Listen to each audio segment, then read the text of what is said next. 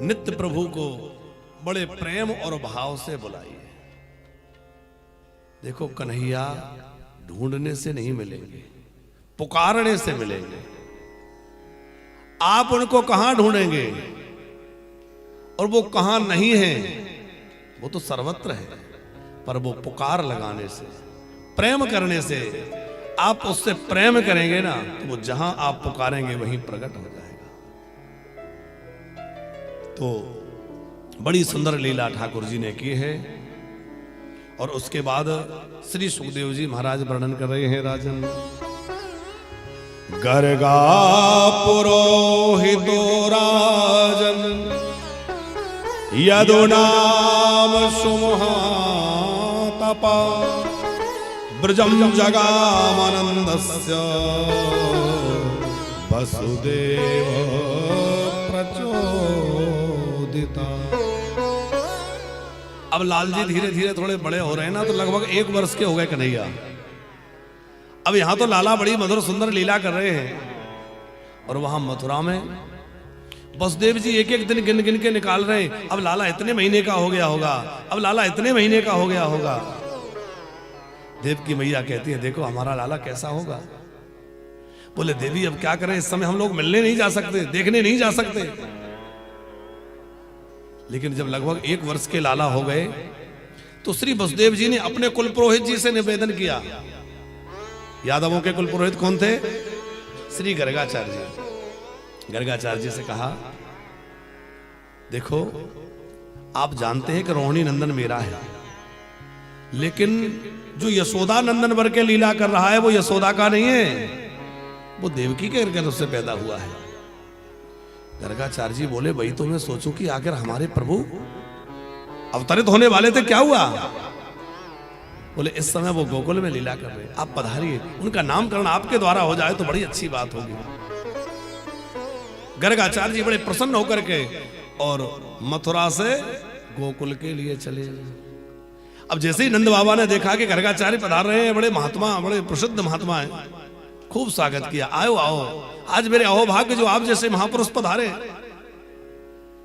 चरणामृत लिया, आसन पर बिठाया, खूब पूजा करी और कहा कि कहां से पधारे, कैसे आगमन हुआ। तो गर्गाचार्य जी ने अपनी बात कही। देखो भैया किसी के यहाँ नामकरण कराना, किसी का ब्याह शादी करना, जनेऊ करना, ये सब हमारा तो यही काम है। इतना सुनते ही नंद बाबा को याद आया हमने भी तो अपने बच्चों के कोई नाम ना रखे।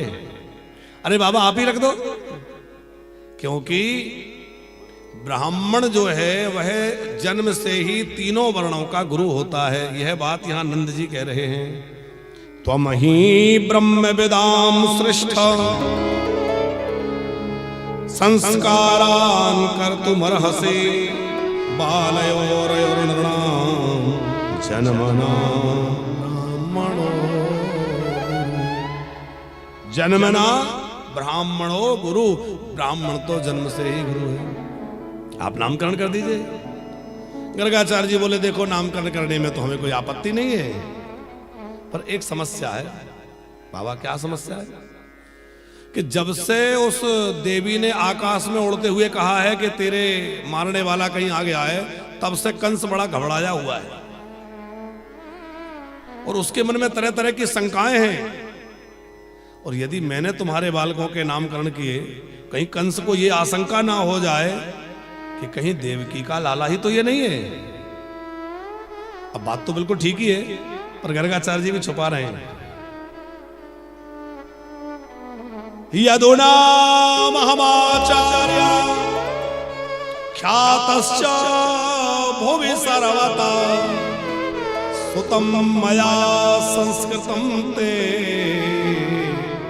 मन्यते देवकी सुता। कहीं ऐसा ना हो कंस उसको देवकी पुत्र मान करके और आक्रमण कर दे, आपके लालाओं के जीवन पर कोई संकट आ जावे।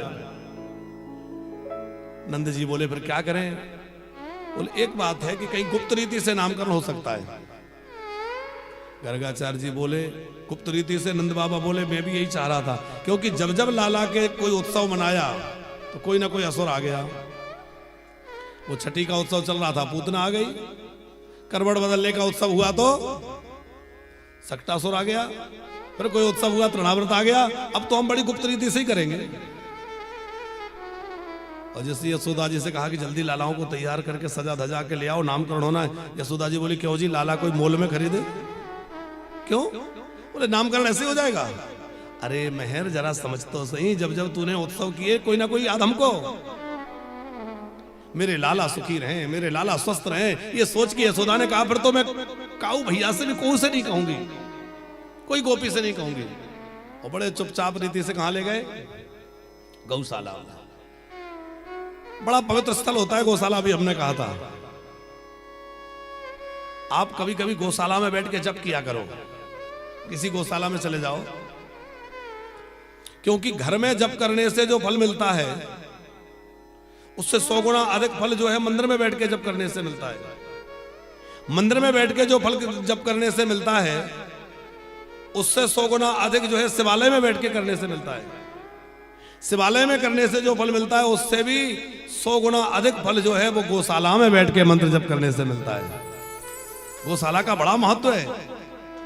कभी कोई स्तोत्र पढ़ना है, गौशाला में जाके बैठ जाओ।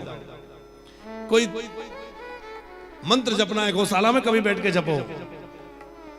जहां गौ माता की चरण रज बिखरी हुई है, गैया का गौमूत्र गोबर पड़ा है, वह स्थल बड़ा पवित्र होता है और वहां जप करने से बड़ी जल्दी सिद्धि प्राप्त होती है।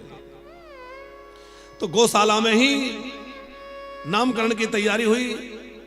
गणेश जी का पूजन हुआ, शालिग्राम भगवान का पूजन हुआ, गैया मैया की पूजन हुई और नामकरण संस्कार हुआ।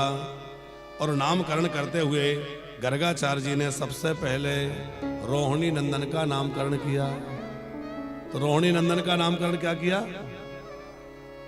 अयम ही रोहिणी पुत्रो रामायण सुहृदो गुणै आख्यास्ते राम इति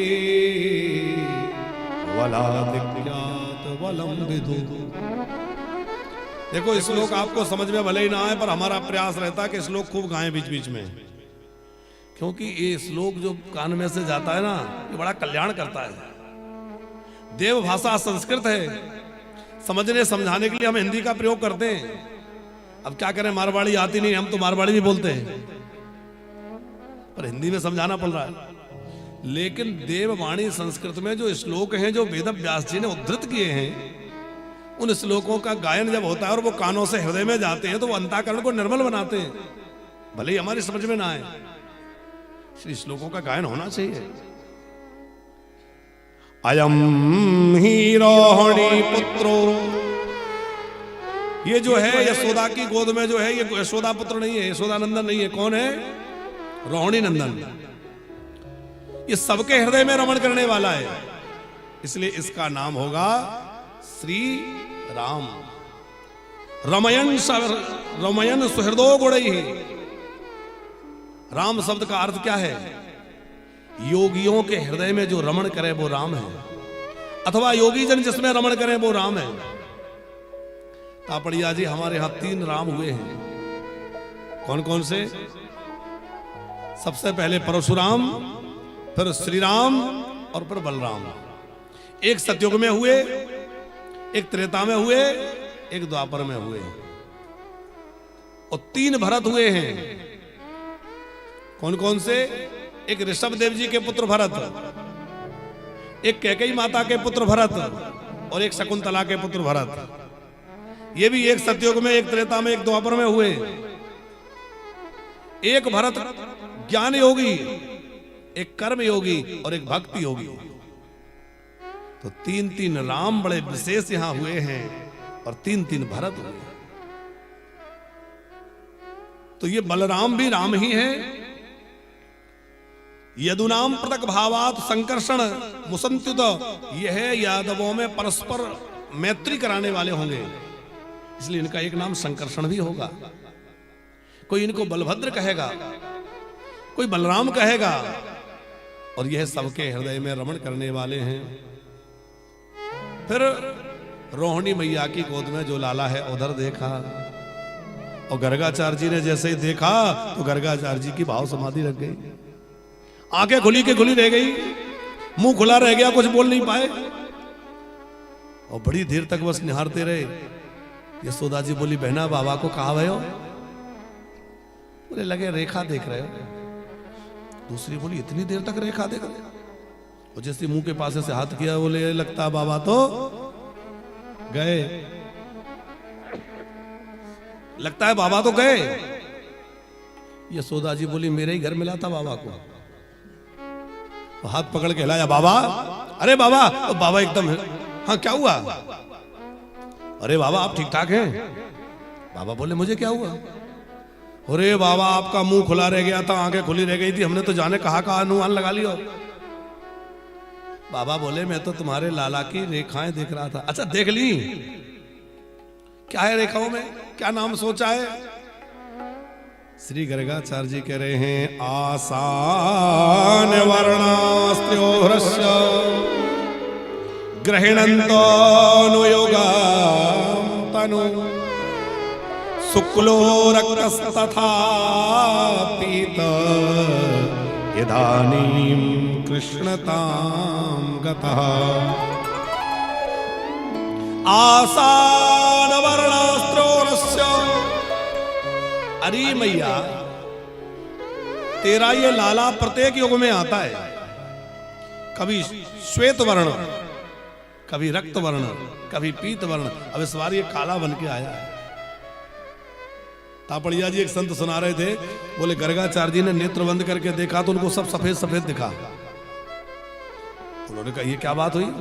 फिर आंख खोली, फिर आंख बंद करी तो सब लाल लाल दिखा, फिर आंख खोल के फिर बंद करी तो पीला पीला दिखा। बोले सुनो कन्हैया, अब की बार जैसा दिखाओगे वही नाम रख दूंगा। और फिर आंख बंद करी तो सब काला काला दिखा, तो इन्हें कल अब यही नाम रखूंगा। तो क्या नाम रख दिया? श्री कृष्ण। इदानीं कृष्णतां गता। और जैसे श्री कृष्ण नाम रखा, देवताओं ने जय जयकार करके पुष्प वृष्टि करी है। बोले कृष्ण कन्हैया लाल की जय हो। अच्छा, कृष्ण का मतलब केवल काला नहीं होता, इसको थोड़ा कम करना। कृष्ण का मतलब मोहक होता है, कृष्ण का मतलब आकर्षक होता है। कृष्ण लिखने में नीचे ऐसे रेफ जो लगती है, तो एक रा तो ऊपर, रेफ तो ऊपर लगती है, और कृष्ण लिखने में नीचे रा लगता है, तो वो टेढ़ी होती है। हमारे ब्रज के संत कहते हैं, बोले जैसे वो मछली पकड़ने वाले एक ऐसा कांटा रखते हैं टेढ़ा, उसमें मछली फंस जाए तो चाहे जितनी तड़फड़ाए निकल नहीं सकती। उसी प्रकार कन्हैया ऐसे हैं कि उनके नाम के नीचे भी ऐसी टेढ़ी रेफ लगी ना। बोले उसमें एक बार कन्हैया के रूप में जो अटक जाए, कन्हैया में जिसका मन लग जाए, पर वो कन्हैया को छोड़ ही नहीं पाता है, फिर तो वो कन्हैया का ही हो जाता है।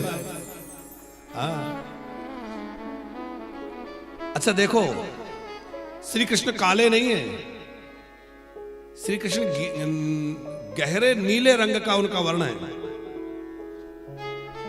और आसमान में आप देखिए, जहां कुछ नहीं होता है वहां कैसा दिखता है? गहरा नीला दिखता है।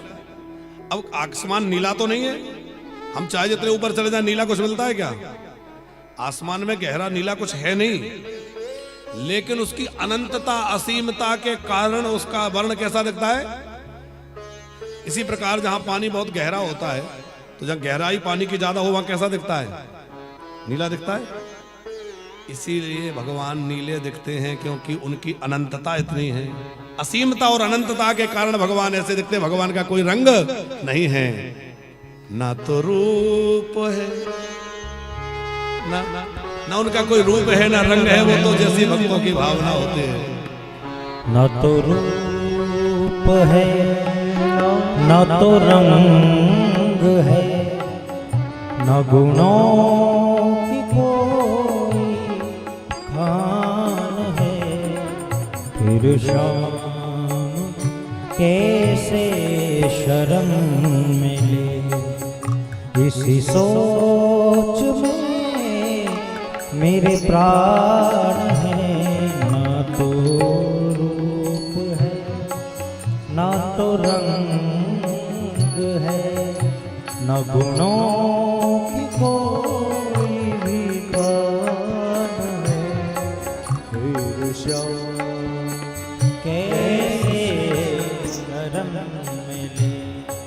का ना कोई निश्चित रूप है न रंग है। रूप कैसा है? जैसा भक्त की भावना होती है।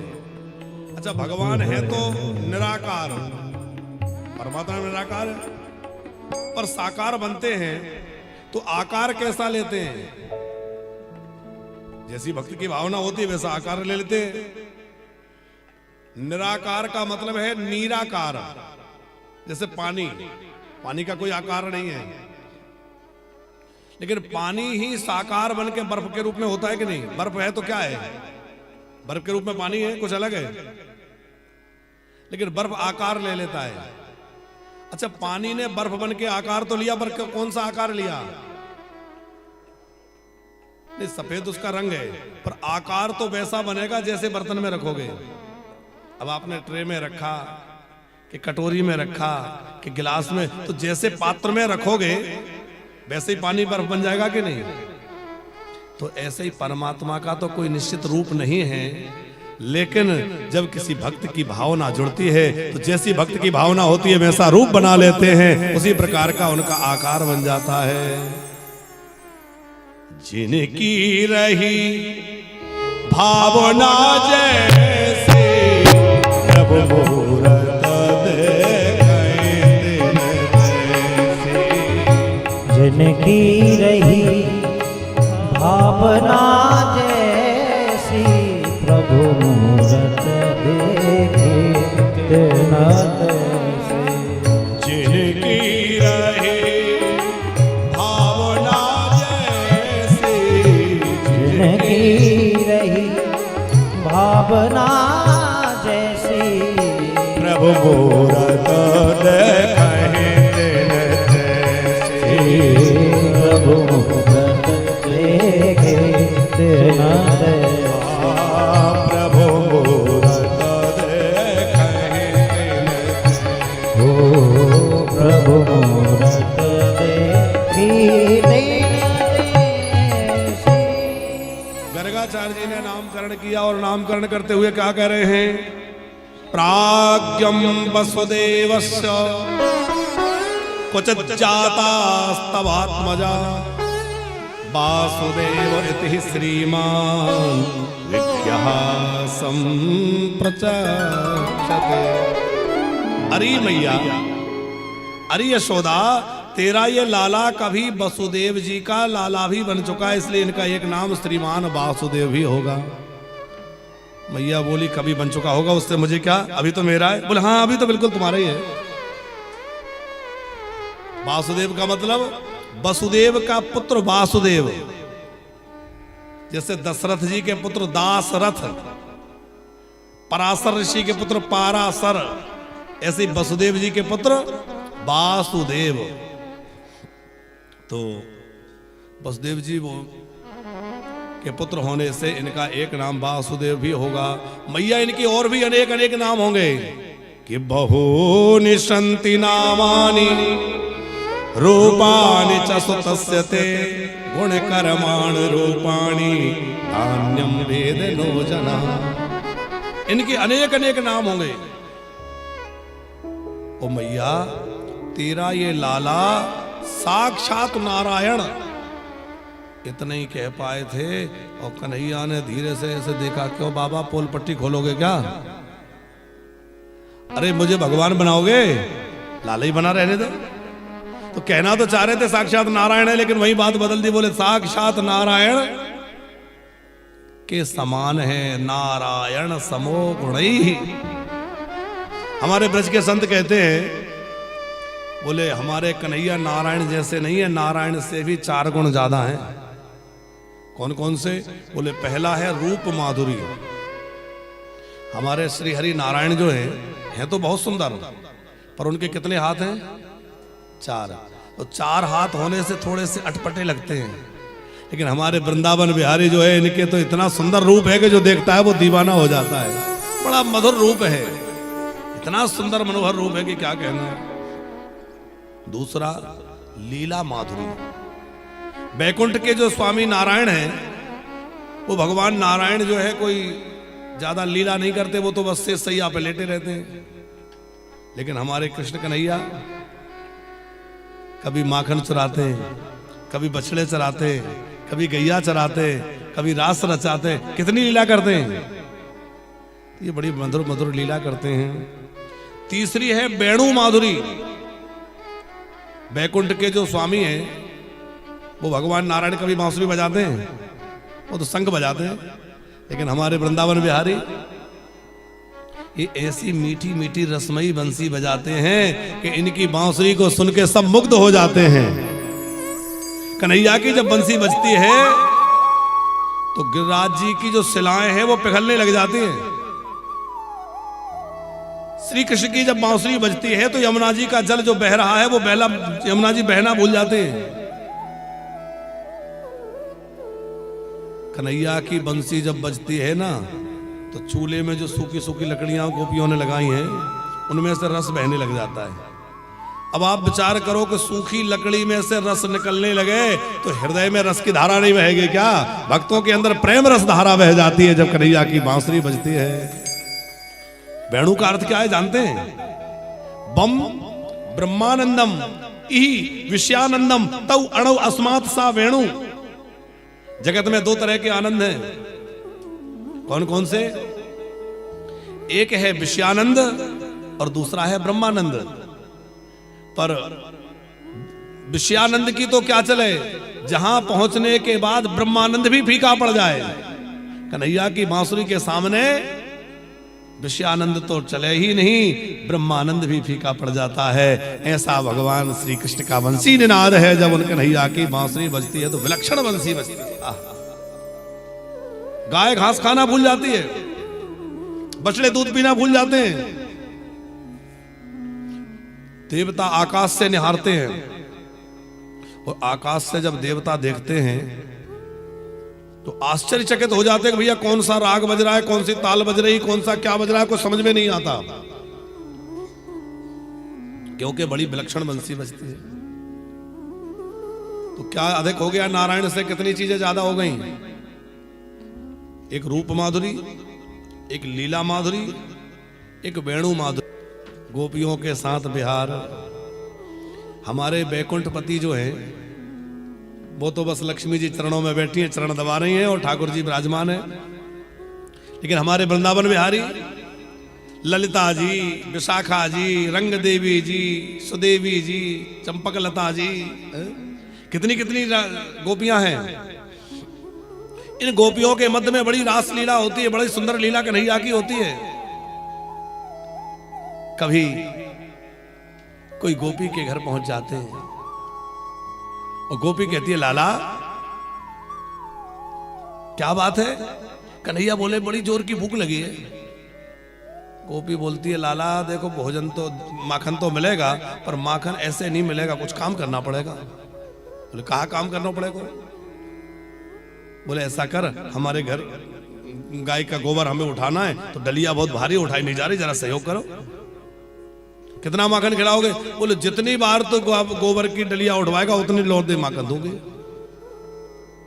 तो कन्हैया उस गोपी की गोबर की डलिया उठवा रहे हैं, किसके लालच में? माखन के लालच में। और इतना ही नहीं, कभी कभी गोपियां कहती हैं कि मटकी उठवाओ तो मटकी उठवाने लगते हैं। कभी राधा जी के साथ बैठकर बड़ी मधुर लीला करते हैं। कभी कभी राधा जी कहती है अच्छा एक काम करो तुम राधा बनो मैं कृष्ण बनूंगी, तो कन्हैया को राधा बना देते हैं और राधा जी कृष्ण बन जाते हैं। तो अब आप बताओ ऐसी लीला बैकुंठ में होती है क्या?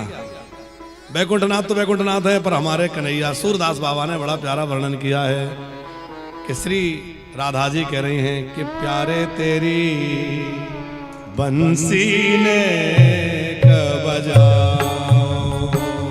प्यारे तेरी बंसी ने बजा, ओ मुरली ने बजा,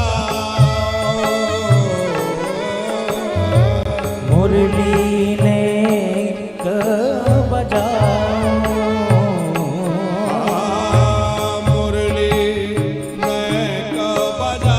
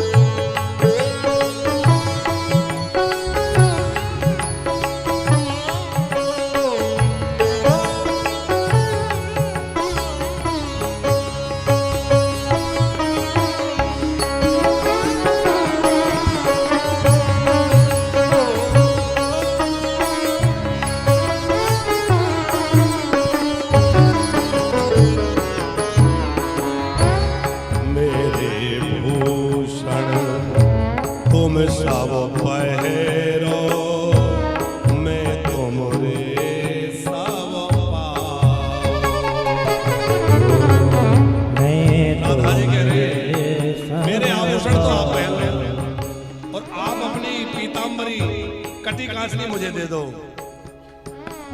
हमरी बिंदिया तुम ही लगा, हमारी बिंदिया तुम ही लगा, मैं सर मुकुट धरा, मैं सिर मुकुट धराऊं,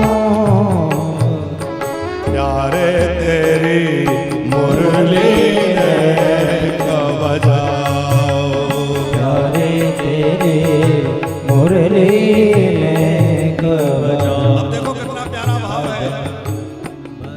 श्री राधा जी कह रही है, हे श्याम सुंदर, आप हमारे वस्त्र पहन लीजिए, लहंगा फरिया पहन के राधा बन जाइए और हम कृष्ण बन जावे।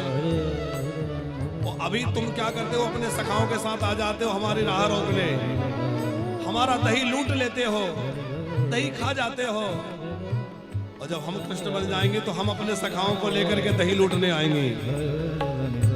तुम दधि बेचन जाओ वृंदावन, मैं मग रोकन आऊं,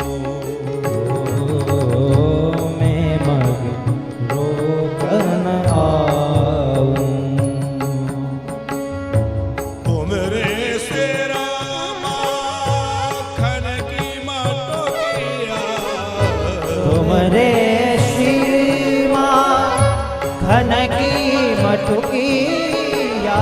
अब जब राधा बनोगे तब पता चलेगा कि माखन की मटकी लेके जाना होता है, और तुम हमारा दही लूट लेते हो। और तुम राधा बनोगे तो हम तुम्हारा दही लूटने आएंगे। तुमरे से माखन की मटकिया, तुमरे सिर माखन की मटकिया, मैं मिल वाले लुटाऊं, मैं मिल गाल प्यारे तेरी मुरली ने बजाओ, प्यारे तेरे मुरली माने नहीं होकर माने करो तुम, मैं कही चरण दबाओ, मैं गए चरण दबाऊं। अब देखो क्या होता है कि जब भी हमारी स्वामिनी जी श्री राधा रानी रूठ कर बैठ जाती हैं तो श्याम सुंदर बड़ी चेष्टाएं करके उनको मनाते हैं, राधा जी के चरण दबाने लगते हैं। बैठ पलोटत राधिका पायन, तो श्याम सुंदर राधा जी के चरण दबाते हैं, अनेक चेष्टाओं से उनको मनाते हैं, प्रसन्न करते हैं। राधा जी कह रहे हैं कि जब तुम राधा बनोगे तो हे श्याम सुंदर, तुम माननी होकर मान करके बैठ जाना, और मैं आकर के तुम्हारे कन्हैया बन के चरण दबाऊंगी। माने नी होकर माने करो तुम, मैं कही चरण दबाओ, मैं गए चरण दबाऊं। सूर श्याम तुम बनो राधिका, सुर श्याम करो राधिका,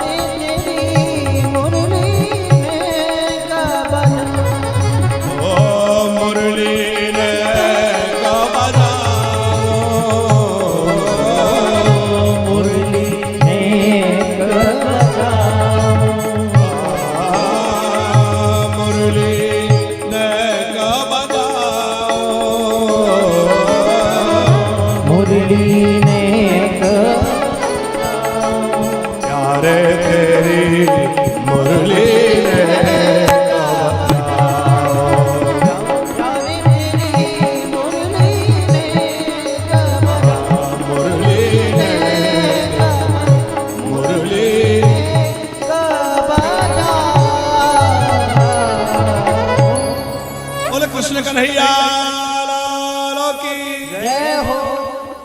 तो ये है उनकी प्रिया माधुरी। प्रियाओं के बीच में गोपियों के मध्य बड़ी सुंदर लीला ठाकुर जी करते हैं। देखो हमारे आचार्य श्री भी आज पधारे हैं, जो कोलकाता में ही विराजते हैं और यहाँ मंदिर में ठाकुर जी की सेवा में रहते हैं और बड़े अच्छे आज कृपा पूर्वक आप कथा में पधारे, बहुत बहुत स्वागत है। तो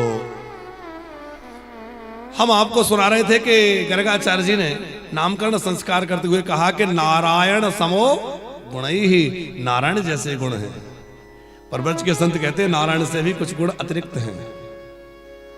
देखो जो कहते हैं ना कि राम जी 12 कला से, श्री कृष्ण 16 कला से, ऐसा कहना अपराध है, क्योंकि राम कृष्ण दो एक हैं, अंतर नहीं निमेष।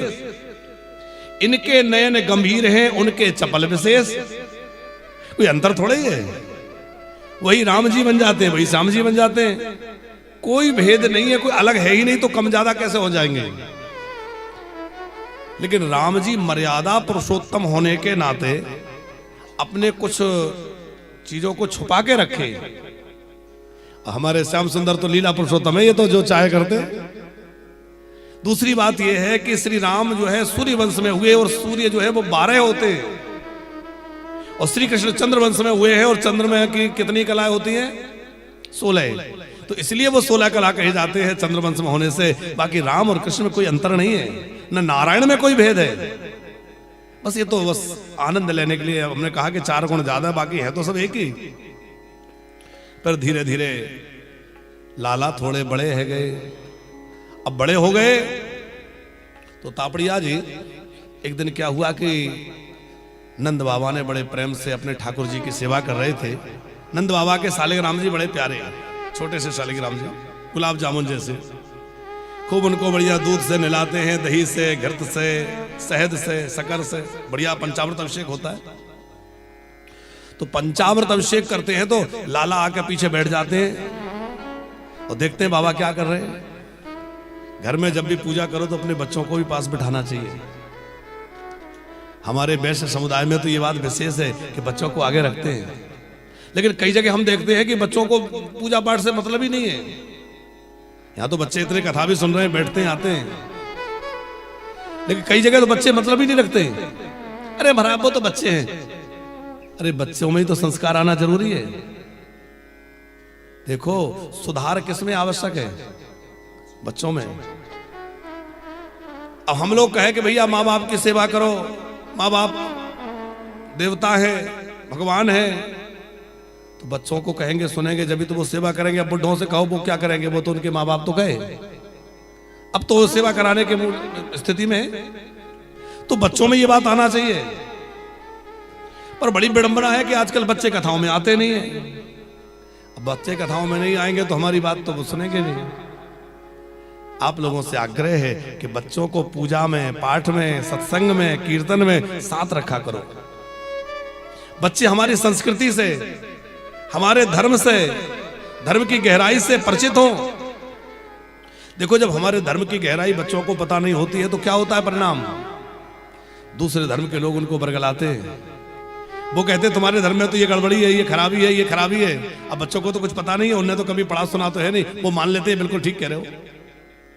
लोगों के आकर्षण में आ जाते हैं, लोगों को बहकावे में आ जाते हैं, और वो हमारे लाखों लाख वर्ष पुराना जो सनातन धर्म है, जो दुनिया का अद्भुत और महान धर्म है, या दुनिया का एकमात्र धर्म जिसको कहा जा सकता है वह सनातन धर्म है, उसको छोड़ करके लोग इधर उधर चले जाते हैं। उसका कारण है कि हम अपने बच्चों को सनातन से नहीं जोड़ पाते हैं।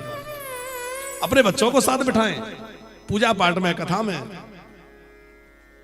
तो जब नंद बाबा पूजा करते हैं, कन्हैया पीछे आगे बैठ जाते हैं और बड़े प्रेम से दर्शन करते हैं। एक दिन कन्हैया के मन में आया तापड़िया जी कि रोज रोज बाबा शहद से नहलाते हैं, घी से, शक्कर से नहलाते हैं, तो ये सालिग्राम कितने मीठे हो गए होंगे। एक दिन बाबा ने बढ़िया पूजा करी, तुलसी पधराई और भोग लगाया, और भोग लगा के बाबा थोड़ी माला लेके आंख बंद करके और माला जपने लगे। तब तक कन्हैया धीरे से आए, सालिग्राम जी को उठाए और गप कर गए। अब मुंह में रख के मुंह फुला के पीछे बैठे। बाबा ने देखा, जब आंख खोली तो के सालिग्राम जी को प्रणाम करूं तो सालिग्राम जी तो है ही नहीं। अरे मेरे सालिग्राम कहां गए, अरे मेरे सालिग्राम कहां गए। कन्हैया की तरफ देखो तो मुंह फुलाए बैठे। क्यों रे तेरा मुंह ये गोलगप्पे जैसा कैसे हो गया, क्या है तेरे मुंह में। अब कन्हैया मुंह ना खोले। बाबा ने ऐसे दबाया, सालिग्राम जी बाहर आ गए। अरे यशोदा देख तो सही तेरे लाला को, ये कितना उद्यमी है मेरे सालिग्राम। मैया बोली क्यों रे, कैसी शरारत क्यों करता है। कन्हैया बोले मैया मैंने सोची रोज रोज सालिग्राम जो है शहद से नहाते, कितने मीठे हो गए होंगे, थोड़ा देखो तो सही। अरे लाला ये जय जय है। अब मन में कन्हैया सोच रहे हमसे बड़े जय जय कौन होंगे, हम ही तो जय जय। अब धीरे धीरे बड़े हो गए तो अब दाऊ भैया के साथ में, अपने बलराम जी के साथ में कभी थोड़ा आगे बाहर निकल जाते, कभी बंदरों से खेलते, कभी गैयाओं के पास पहुंच जाते, कभी कुएं में झांकते। एक नंदी था नंद बाबा के यहाँ, बड़े बड़े सिंह थे जिसके पास में गए। नंदी बैठा था और बैठे बैठे नंदी का एक सींग तो कन्हैया ने पकड़ा, एक दाऊ भैया ने पकड़ लिया। कितना प्यारा है। फिर उसके नथुनों में उंगली चलाने लगे, ये क्या है।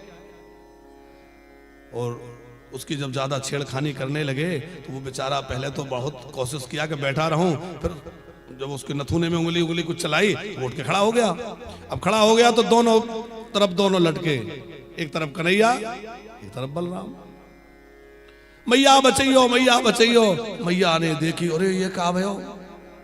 मैया आई तो नंदी जी को लगा कि अब मेरी होगी पिटाई, तो नंदी भागे। अब दोनों लटके। नंदी जी ने सोचा क्या करूं, फिर जाएंगे तो चोट लग जाएगी। तो एक बड़ी सी गोबर की हेल थी, गोबर का ढेर लगा था, वहां नंदी जी ले गए और धीरे से पधरा दिए और गोबर में सराबोर हो गए और बोले मैया आज तो आनंद आ गया। क्योंकि गैया के गोबर में पहुंच के तो लाला बड़े खुश हो जाते हैं, खूब आनंद। मैया सजा धजा देती है और जाकर के लोट लगा लेते हैं, कीचड़ में लौट जाते हैं। मैया कहती क्यों रे लाला, मैंने इतना बढ़िया श्रृंगार करो और तूने सब करो धरो बेकार कर दिया। तू कोई पिछले जन्म को सुअर है का। दाऊ भैया की तरफ देख के मुस्कुराते हैं। मैया को लगता पता लग गया कि मैं ही तो बराहा रूप में धारण किया था, बराहा तो मैं ही हूं। बड़ी सुंदर लीला है। थोड़े और बड़े भय, कभी कहते हैं मैया मैं तो चंद्र खिलौना ले हूं, मैया मैं तो चंद्र खिलौना ले हूं, पैर पटक पटक के रोने लगते हैं। मैया कहती है लाला ये अच्छा नहीं है, देख इसमें काला काला धब्बा है, ये तेरे मतलब का नहीं है। कहते नहीं नहीं मैया मैं तो चंद्र खिलौना ले हूं। और नहीं देगी तो सुना मैया, सुरभि को पे पान न करे हो, बेणी सिर न गुथई हो। तू जो मुझे गैया का दूध पिलाती है ना कटोरा भर के, और क्या कहती है मैया, लाला तू दूध पी लेगा तो तेरी चोटी बड़ी हो जाएगी। और कन्हैया चोटी पे हाथ घुमाते जाते हैं, दूध पीते जाते हैं और कहते हैं मैया मेरी कबे बढ़ेगी चोटी, मैया मेरी कबे बढ़ेगी चोटी। इतने दिनों वो दूध पिए तो भाई ये आज हुए है छोटी, मैया मेरी कबे बढ़ेगी चोटी। एक जमाना था तापड़िया जी जब बड़ी चोटी होना बड़े गर्व की बात मानते थे। आजकल तो भाई लोगों की चोटी गई तो गई, अब तो बहनों की चोटी भी धीरे धीरे छोटी हो रही है? पर हमारे पूर्वजों ने गर्दन कटवाना स्वीकार किया पर चोटी नहीं कटाई। जब मुगलों का आक्रमण हमारे देश में हुआ, मुगलों ने कहा ये चोटी हटाओ, तिलक मिटाओ, हमारे पूर्वजों ने गर्दन कटा ली लेकिन चोटी नहीं कटाई। आज हम लोगों ने खुद ही सब हटा दिया। आज तो हमारे ऊपर कोई संकट नहीं है, फिर भी हम चोटी रखने में सब चाह रहे हैं। हाँ पश्चिम बंगाल की हालत तो खैर अलग है, वो आप लोग जानते हैं। लेकिन बाकी प्रांतों में जो लोग इस समय आस्था चैनल के माध्यम से जुड़े हैं, तो हम तो इस व्यास मंच पर यहाँ आए हैं, पश्चिम बंगाल में बैठे हैं। श्री ठाकुर जी से प्रार्थना करें कि प्रभु यहाँ भी ऐसी कृपा करो कि खूब सनातन की ध्वजा लहराए और खूब सनातन का परचम लहराए। भागवत जी चल के यहाँ आई हैं और व्यासपीठ से हमारी प्रार्थना है, हार्दिक प्रार्थना, ठाकुर जी अवश्य पूरी करेंगे, कुछ ना कुछ लीला होगी। क्योंकि जब जब धर्म की हानि होती है, संत महापुरुषों पर कष्ट होता है, तो कोई ना कोई रूप में भगवान लीला अवश्य करते हैं। धर्म संस्थापनार्थाय संभवामि युगे युगे, भगवान तब तब किसी न किसी रूप में प्रकट होते हैं, कोई लीला अवश्य होगी। तुम मैया मेरी कबहू बड़े, अब मैया से कह रहे हैं तू मुझे बार बार दूध पिलाती है, लेकिन यदि तूने चंदा नहीं दिया तो सुरभि को पे पान न करे हो। मैया बोली दूध तू नहीं पिएगा तो मैं तेरे बड़े भैया को बलराम को पिला दूंगी। कन्हैया को लगा ये बात तो गई बेकार, तो दूसरी बात बोले, बेणी सिरे ना गुथई हूं, तू मेरी बड़ी सुंदर चोटी गूंथती है ना, मैं चोटी नहीं गुथवाऊंगा। मैया बोली लाला तू चोटी नहीं गुथवाएगा तो कोई बात नहीं, मैं तेरे बड़े भैया की चोटी बना दूंगी, तेरे बाल बिखर जाएंगे, वो लग जाएंगे, मेरा क्या जाएगा। कन्हैया को लगा ये बात भी बेकार गई, तो बोले मोतिन माल धरो नाही मोर पर, कंठ कठला ना धरई हूं। तू मुझे जो मोतियों की माला पहनाती है, सुंदर सुंदर कड़ुले धारण कराती है, मैं ये सब कुछ नहीं पहनूंगा, सब फेंक दूंगा। मैया बोली इसमें मेरा क्या बिगड़ जाएगा। कन्हैया बोले सुन मैया कि जय हो लोट अवय धरनी पर, जय हो लोट अवय धरनी पर, तेरी गोद न आई हूं। मैं भूमि पे लेट जाऊंगा, तेरी गोदी में नहीं आऊंगा। मैया बोली यदि तू भूमि पे लेट जाएगा तेरे कपड़े खराब हो जाएंगे, मेरा क्या जाएगा। कन्हैया बोले सुन मैया गाएं हमारे, अब हम ज्यादा इसलिए नहीं गा रहे कि बहुत भजन हो जाएंगे, लोग कहेंगे तो बहुत भजन ही भजन गाते हैं, पर हमारे विक्रम भैया की इच्छा है कि थोड़ा गा दो। अरे मैया मैं तो चंद्र खिलौना लई हो, मैया मैं तो चंद्र खिलौना लई हो। अरे मैया मैं तो चंद्र खिलौना लई हो, अरे मैया मैं तो चंद्र खिलौना लई। जय हो लोटो अवय धरनी पर, तेरी गोद न आई हो।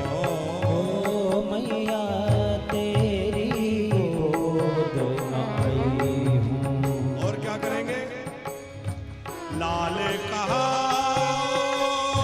नंद बाबा को, लाल कहा नंद बाबा, सबसे कह दूंगा कि मैं अपनी मैया का लाला नहीं हूं, मैं यशोदा जी का लाला नहीं हूं, तो मैं तो कह दूंगा कि मैं नंद बाबा का लाला हूं। लाल कहा नंद बाबा को, लाल कहा नंद बाबा, तेरो सुत ना कही हो, तेरो सुत ना कही हूँ। मैया मैं तो चंद्र खिलौना लय हो। मैया मैं तो चंद्र खिलौना लई। अब मैया को लगा कि ये तो बड़ी गड़बड़ बात है, सब कुछ मैया सहन कर ले, पर ये बात कैसे सहन करे कि लाला कह दे कि मैं तेरा लाला नहीं हूं, ये सहन नहीं होगा। तो मैया ने कन्हैया के पास में जाके कान में कुछ कहा। विक्रम भैया क्या कहा, कान लगाए समझाए यशोदा, कान लगाए समझाए यशोदा, बल देवई ना सुनई हो। ओ बलदेव देख लाला, ना सुनई हो। मैं तुझे एक गुप्त बात बतला रही हूँ, तू अपने बड़े भैया को भी मत बताना। कन्हैया बोले हाँ हाँ बताओ क्या। तो मैया ने एक लालच दिया, चंदा होते अति सुंदर तो है, चंदा होते अति सुंदर तो है, नवल दुल्हनिया ले हो, नवल दुल्हनिया ले। यशोदा जी बोली देख लाला, इस चंद्रमा में तो काला धब्बा है, इस चंद्रमा से भी बहुत ज्यादा सुंदर तुझे बड़ी सुंदर नवल दुल्हनिया लई हो। और जैसे दुल्हनिया की बात सुनी तो कन्हैया चंदा भूल गए।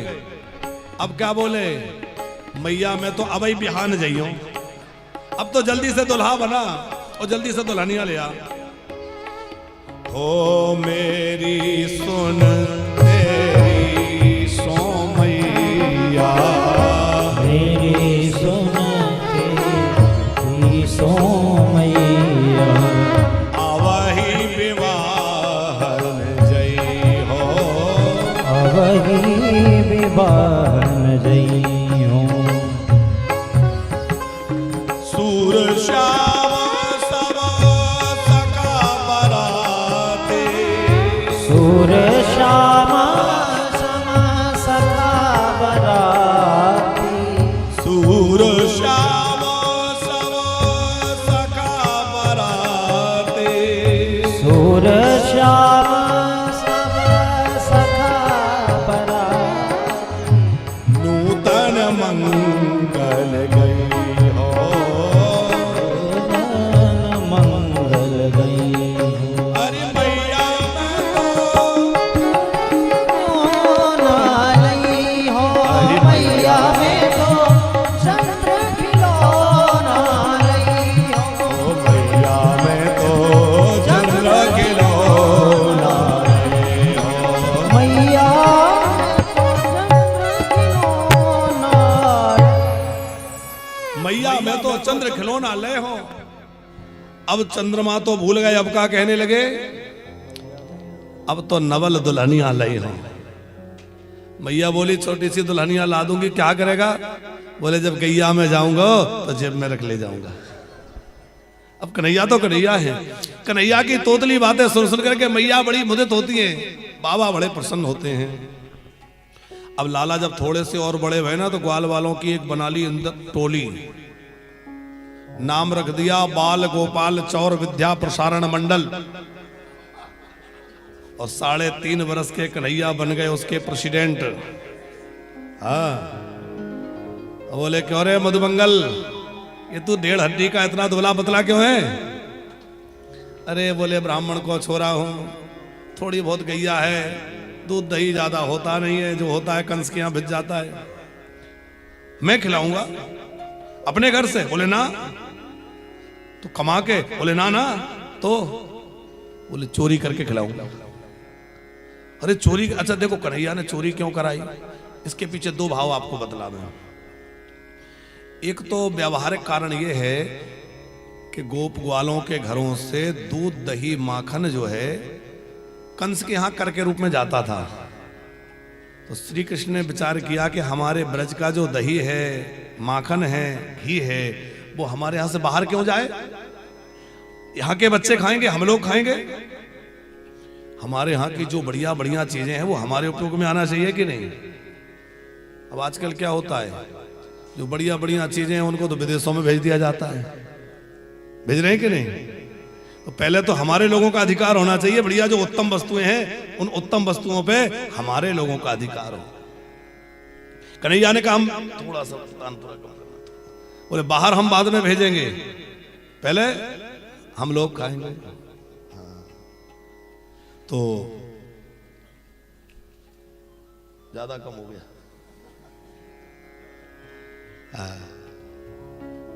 बाद में बाहर क्यों जाए। एक तो ये कारण माखन चुराने का, दूसरा कारण ये है तापड़िया जी के, अच्छा तापड़िया जी कहें तो छोटे से बड़े तक सब आ गए उसमें। अब अलग अलग नाम लेने में गड़बड़ हो जाए तो उसमें ये है कि कन्हैया से लेके इससे लेके और दादाजी तक सब आ गए। तो दूसरा कारण यह है कि गोपियों का बड़ा मधुर भाव है। ये जो गोपियां हैं ये कोई साधारण स्त्रियां नहीं है, बड़े बड़े ऋषि मुनि हैं, तपस्वी महात्मा हैं, जिन्होंने कई कई वर्षों तक तपस्या करी और तपस्या करके ब्रज में गोपी होने का वरदान मांगा। क्यों? कन्हैया की सेवा करने के लिए। अब वो सब बड़े बड़े महात्मा ऋषि मुनि गोपी बन के वृंदावन में आए और ब्रज में गोपी बन के आके क्या मांगते हैं कि हमें लाला की लीलाओं का दर्शन हो गए, हमारे घर कन्हैया आए, हमारा माखन पाए, हमारे माखन का भोग श्री कृष्ण लगावे। ये सबके मन की लालसा रहती है। और जिन घरों में कन्हैया को माखन खाने जाते हैं वो तो खूब प्रसन्न होते हैं, और जिन घरों में नहीं जाते वो शिकायत लेकर के शिकायत के बहाने दर्शन करने आ जाते हैं। बड़े सवेरे सवेरे झुंड बना के गोपियां नंद जी के द्वार पर आ जाती हैं, आवाज लगाती है, यशोदा, अरे ओ यशोदा। यशोदा जी निकलती है, कहा भयो? अरे देख तेरे लाला ने कहा उधम कियो। भैया बोली, भैया कहा भयो, कहा उधम कियो। तो गोपियां सुनाती हैं सुखदेव जी के शब्दों में, सुनिए कि बत्सान मुंचन क्वचत समये क्रोश संजात हासा स्तेयं स्वाद्यदधिपया कल्पितै स्तेयो मरकान विभजति साचेन्नाति भानम द्रव्यालावेश ग्रह कुपितो यात उपक्रोशतो का। एक गोपी बोली, मैया हमारे घर में आता है, गो दोहन का समय होने से पहले ही बछड़े खोल देता है, बछड़े सारा दूध पी जाते हैं।